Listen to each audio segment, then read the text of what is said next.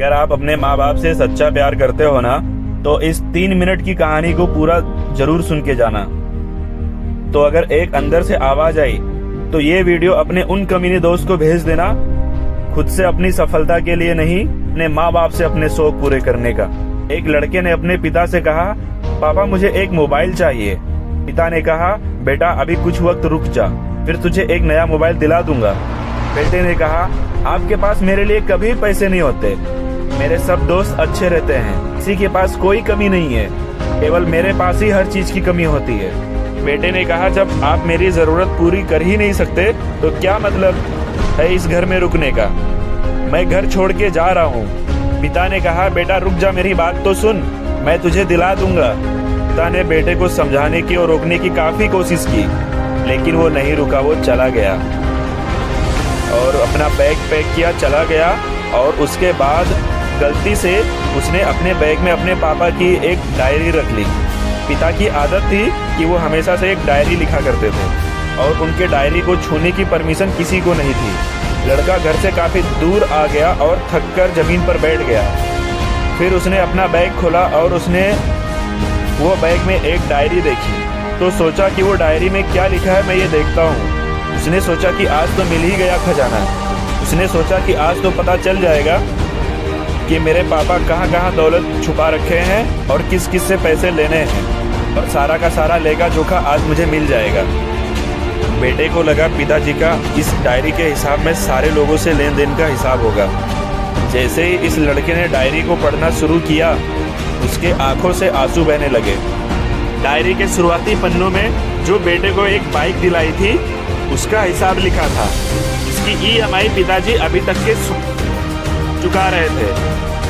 दूसरे पन्नों में उसके स्कूल के, उसके कॉलेज के फीस का हिसाब लिखा था कि इन लोगों को पैसे अभी चुकाने हैं। और सबसे आखिरी पन्ने पे ये लिखा था कि बेटे को अब मोबाइल दिलाना है, उसके लिए मुझे कौन कौन कर्ज दे सकता है, उन सभी के नाम लिखे थे। बेटे ने जैसे ही सब पढ़ा वो पागलों की तरह रोने लगा और रोते रोते दौड़ता भागता घर आया। जैसे ही उसने घर आकर देखा तो उसके माता पिता एक कोने में बैठकर रो रहे थे अपने बेटे के लिए। बेटा अपने पिता के पैरों में गिरकर रोने लगा कि पिताजी मुझे माफ़ कर दो। पिता ने कहा, बेटा तू मत रो, तुझे मोबाइल मिल जाएगा।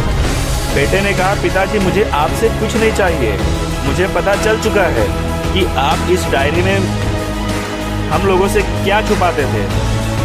मैं अब आपको कोई काम करने नहीं दूंगा, मैं मेहनत करके सब परेशानी दूर कर दूंगा। ये सुनकर पिताजी ने अपने बेटे को गले से लगा लिया।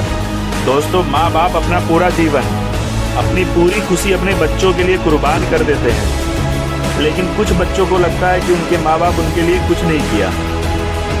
कभी आपको अपनी समस्या नहीं बताते, भले ही वो कितनी बड़ी समस्या से गुजर रहे हो, लेकिन वो अपनी दुख कभी अपने बच्चों को नहीं दिखाते, नहीं सुनाते। रिश्तेदार भी उन्हें नीचा दिखाते होंगे तो वो सह लेते होंगे, लोग भी ताने मारते होंगे तो वो सह लेते होंगे। वो माँ बाप हैं, अपने औलाद से वो अपनी समस्या कभी शेयर नहीं करते। उनकी कोशिश यही होती है कि अपने बच्चों को सारे सुख देना। दोस्तों, हम बड़े हो गए हैं, मैं अपना शौक पूरा नहीं, अपना करियर बनाने पर ध्यान देना चाहिए। माँ बाप के रहते आप कुछ नहीं कर पाए। दोस्तों याद रखना, अभी वक्त है। माँ बाप के होते हुए अगर कुछ नहीं कर पाए तो माँ बाप के बाद अगर तुम सोने का महल भी बना लोगे ना, तो उसमें भी आपको नींद नहीं आएगी। दोस्तों, अपने जीवन में कुछ बेहतर कर लीजिए कि माता पिता के उम्र होने के बाद भी माता पिता को काम ना करना पड़े। अगर हम अपने माँ बाप